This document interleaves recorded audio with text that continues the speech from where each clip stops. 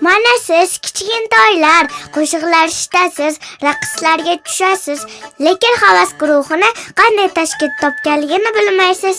Keling sizlarga sozlab beraman. Mana bu otajonim, hamma ularni Rustam rassom deydi.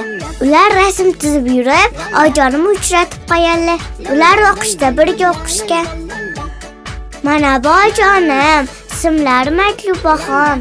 Ular pedagog ruhshunoslar. 1992-yil to'y qilishgan va farzandlarini san'atkor bo'lishini xohlashgan.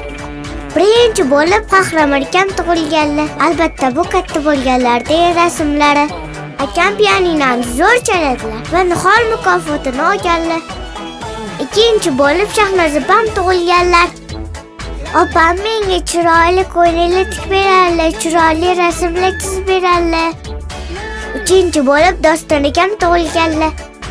Akam skripka bo'yicha Fransiyada birinchi o'rin olib kelganlar. Robiya degan 4-qiz farzand degani. Men oilamizning eng kenjasiman. Qo'shiq kuylashni juda ham yaxshi ko'raman.